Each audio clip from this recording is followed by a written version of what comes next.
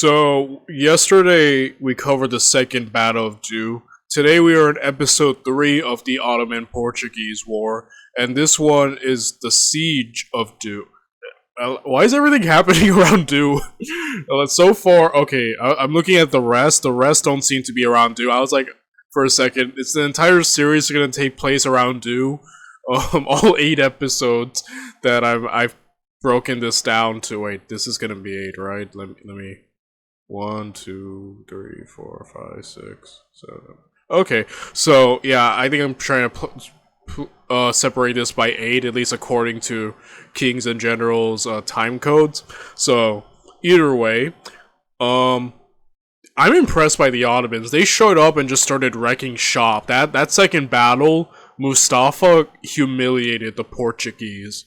So now we're gonna have to see if the Portuguese strike back and just like, I don't know how this is gonna go. I don't know anything about this war, guys. I've never looked it up. I never do research before these videos. I know sometimes in the past, I actually did in my earlier videos. I would kind of look up a conflict before making a video of it. I don't do that anymore. I purposely like going into these series kind of blind because I kind of like learning off the bat, and I kind of view it kind of as television. Like I said, I don't really watch TV or streaming or anything. This is my entertainment in a way, but at the same time, me learning. Like, it's kind of the best of both worlds. And, so I kind of like, it's kind of like going into a show without spoilers. That's kind of how I like looking at these videos now. And, it makes it more fun. Like, the 30 Years War series by Kings and Generals was one of the best things I've enjoyed in a bit, because I went in blind. So, again, I'm definitely coming in ignorant, gonna make bad predictions and calls, for sure, but that's the whole point of this channel. I like learning. I love history, so I'm looking forward to seeing how this all ends. And, yeah, I don't really have much else to say other than we should probably get to it all. Without any further ado, let's look at the Siege of Dew. The Ottoman Portuguese Wars would not begin in earnest until 7 years later, though. In a bizarre twist, the roles of the two empires would be almost completely reversed in the second siege. Increasing military pressure from the Mughal Empire, combined with the inability of the Ottomans to protect their maritime interests, drove Sultan Bahadur. Okay, due to Mughal expansion from the north, Sultan Bahadur was forced to sign the Treaty of Basilan in 1534, ceding some of his territories to the Portuguese. Who signed the Treaty of Bassein in 1534 and cede numerous islands and territories, including Bombay and Diu, despite the successful defense of the city 3 years prior. In the same year, Suleiman took Baghdad from the Safavids and gained the nominal fealty of Basra, opening a new avenue to the Indian Ocean. With his war in Persia ending and affairs in Europe quiet for the time being, Suleiman finally turned to confront the Portuguese head-on, building shipyards in the Suez and Yemen, and greatly expanding his Red Sea fleet. The drowning of Sultan Bahadur during negotiations aboard a Portuguese vessel in 1537 provided the spark of war, and in 1538, the Ottoman fleet under the command of Hadim Suleiman Pasha attacked Diu Fort, laying siege to the same city they had helped defend 7 years prior. Although the Ottoman fleet numbered only 80 ships, compared to the 400 ships the Portuguese had fielded in 1531, they were of heavier build than the light galleys comprising most of the Portuguese fleet, and it carried a similar force of soldiers. Though a naval engagement still would have favoured the Portuguese, the Ottoman Armada had caught the Portuguese largely by surprise and arrived unopposed on September 4th after capturing and plundering Aden en route. De Cunha and other Portuguese admirals had expected the Ottoman fleet to make for Muscat or Hormuz, but once again it was here, Dew. Upon landing, the 6,000 Turkish soldiers aboard the Royal Galleon. Alright, so the Ottomans have seized the initiative by catching the Portuguese off guard. They never have the numerical superiority so far, but they do have quality on their side. and their heavier ships could be a great counter towards the lighter Portuguese. It really depends now how this is gonna go. If they can narrow, like they did in the last battle, narrow the Portuguese forces and just kind of pick them off like Mustafa did last time, it could be a GG battle once again. Fleets of the Armada disembarked to join a larger force of 16,000 Gujarati soldiers under the command of Qajar Safar, which had been besieging the fortress for the past 2 months, though with little success due to a lack of ships and cannon. Also present was the Ottoman captain Hoca Safaj, who maintained a small Turkish force in Gujarat after Mustafa Bayram's departure to preserve the waning influence of the Ottoman Sultan over their Indian ally. With only 3,000 Portuguese in the fort, of which only 600 were soldiers under Antonio de Silveira's command, the vastly superior Ottoman and Gujarati numbers appeared insurmountable, especially when backed by Ottoman siege gunnery. But the Portuguese still held a number of advantages. Firstly, the fort they were defending was newly built along European lines, greatly superior to the outdated medieval fortifications it had replaced. A small bastion in the channel to the north, placed halfway between the fort and a redoubt on the mainland, allowed chains to be drawn across the Diu Channel to cut off the Ottoman galleys. Secondly, the alliance between Suleiman and Mahmud Shah III of Gujarat was weaker than it might seem. Despite the Portuguese having abandoned the city of Diu without battle upon the arrival of the Gujarati army, falling back into the fort to make their stand, a force of Ottoman janissaries ransacked it shortly after disembarking. The senseless damage enraged many Gujarati nobles, and with Mahmud Shah's succession already... the Gujaratis were concerned that the Ottomans might take over Diu after the siege. Disputed, he risked losing his throne if too much of the nobility turned against his Ottoman patrons. This diplomatic breakdown would hamper the Ottomans in the coming siege, with the Gujaratis reluctant. Okay, due to these diplomatic problems, Gujarati nobles refused to supply the Ottoman. I see. Suddenly the PR around here isn't so favorable towards the Ottomans anymore. To supply the hungry Ottoman force. And lastly, the Ottomans were not willing to risk their fleet in open battle so far from their home shores, putting them under pressure to capture the fort quickly before Portuguese reinforcements from Goa could arrive. Despite these various disadvantages, the Ottomans made rapid progress building siege works about the surrounded fort, and by September 28th, a punishing bombardment was underway.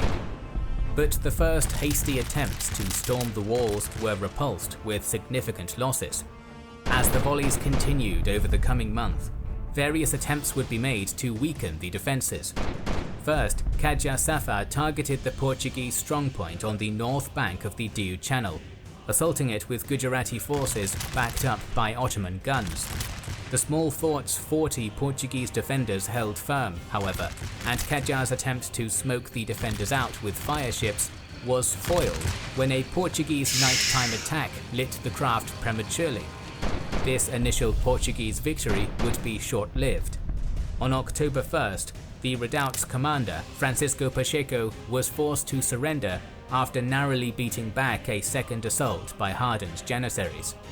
Despite an agreement between Suleiman Pasha and Pacheco to grant safe passage to the fort, the remaining defenders were imprisoned on the Pasha's galley. The redoubt had been silenced, though this was a small victory, and all the Ottomans had to show for most of a month of effort. In an attempt to avoid the losses a continued siege would entail, Suleiman Pasha had the captured de Pacheco write a letter to de Silveira, detailing the good treatment he had received on the Pasha's galley and the overwhelming power of the Ottoman army in an attempt to secure de Silveira's surrender. Yeah, okay, so here's the thing so far. The Ottomans, they have several disadvantages. Obviously, the people aren't... The general popular opinion is kind of turning against them. They didn't commit all their navy, and they're rushing it. You know, they're trying their hardest to get this over with. They're kind of on a time limit they've imposed upon themselves, which is, you know, kind of, I guess, kind of. Sometimes you can't really rush a siege, so that there are some things that kind of are going against them, but at the same time, they did secure the northern fort, so that is a success that should not be ignored. And, you know, in terms of advantages, they do definitely have numerical superiority, and so far the Portuguese aid has not shown up yet, so at least they're trying this, like, psychological, like, tactic, right? To get them to surrender. But again, it does kind of show a bit of, what do you say? It shows that why they're so rushed. They really want to get this over with, and time is not on their side. So this is a bit of a more desperate, cunning move, but it does show, like, yeah, that's kind of coming against them. And it seems like the Portuguese need to really stand firm and just wait. I don't know if their allies are gonna show up yet or not. This would prove unsuccessful, however, with De Silveira viewing Pacheco's imprisonment as an act of treachery by Suleiman. Kinda was. With the negotiations a failure, the Ottomans returned to the siege, with the last of their artillery unloaded and in place by October 5th. But even with the full force of their army brought to bear, attempts to assault the fortress through the partially collapsed bulwarks on October 12th and 13th failed, and the efforts of Ottoman sappers to breach the walls with gunpowder charges were hampered by barricades erected within the walls by Portuguese non-combatants. The next target of the besiegers would be the sea fort in the Diu. And so far, yeah, the Portuguese just have great defense. Like, they're at least here on the main fort of Diu. Like, they erected, you know, fortifications that far outdid the outdated medieval ones, and it's showing to be incredibly effective. And again, despite their numerical inferiority, they have great, it goes to show just the prowess of the Portuguese soldiers. So again, their defensive game is kind of amazing at the moment. Channel, with Ottoman galleys attempting to storm it on October 27th and 28th. But without any surrounding landmass to disembark besiegers on, attackers would be forced to scale the sea fort's walls directly from their galleys, a difficult task in the face of the cannon fire and firebombs of the well-stocked Portuguese garrison. 18 galleys in total would be committed between the two attacks, but despite significant casualties, the defenders of the sea fort successfully weathered the attacks and forced the battered galleys into retreat.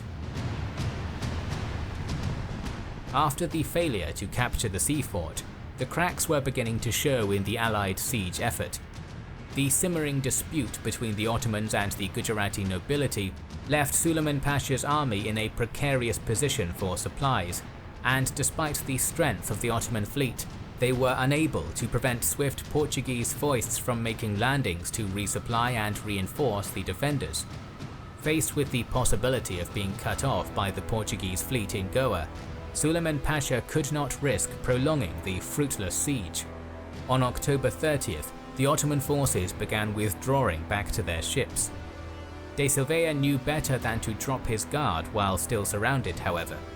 His vigilance would pay off when the Ottoman retreat proved to be a last ruse by Suleiman Pasha, who launched a massive final attack on the morning of the 31st. The majority... Alright, Suleiman. Caught me off guard, even I didn't expect that. So, Suleiman once again, this one last move. I don't know if this... So far, like I said, it depends on how that ruse plays out. But, again, it's showing the desperation of the timetable that the Ottomans are in. They really need to take this. The Ottoman Gujarati army, as many as 14,000, attacked under a heavy artillery barrage. The 600 soldiers that had held the fort at the beginning of the siege had since dwindled to 100 or fewer. Oh my goodness. Yeah, those odds are awful. More of the soldiers now imprisoned on Ottoman galleys than remaining to defend the fort. But with the situation as dire as it had become, much of the fort's civilian population took up arms in its defense as well, with some sources suggesting a group of female soldiers saw active duty in the frenzied battle. Oh wow. Damage to the fortress bulwarks was severe, and at several points along the walls, Gujarati or Ottoman soldiers succeeded in winning their way onto the ramparts to raise their banners above the beleaguered fort. But just as in the initial assaults, the time constraints the besiegers faced worked against them. In their haste to crush the remaining opposition, the troops attacking the walls were exposed to significant friendly fire from the ongoing cannon volleys. Oh dang. Though the fighting on October 31st would stretch the defenders to the breaking point, the attackers were again repulsed, and though similar attacks on the following days would have inevitably ended in an Ottoman victory, no more would be forthcoming. Again, that timetable that the Ottomans were in proved to be the deciding factor, right, of their defeat there. And my goodness, for a second there I thought they were about to get the W, but once again the Portuguese held off. And that is beyond impressive. Like, again, this seems like a Portuguese W so far, but a hard-fought one. Wow. That was impressive. Even I didn't know how that was gonna go. A relief force of 24 Portuguese galleys was mistaken for the vanguard of the governor's powerful Goa fleet, while a small sortie by the remaining defenders created the impression that the fort was still garrisoned to withstand another attack. On November 6th, the Ottoman fleet hurriedly embarked for Yemen, while Qajar Safar torched his camp and withdrew to the mainland. A mere 40 soldiers remained fit for battle inside the fort when the relief fleet arrived, yet they had held off the largest Ottoman expedition ever dispatched to India, Wow. with the Turkish Armada returning to Yemen 1,200 men lighter. That was beyond impressive. That was awesome, guys. And again, like, the Portuguese, their defensive game was kind of peak in that battle. So, I'm looking forward to seeing more, and we'll continue in part 4 tomorrow. Bye, everyone.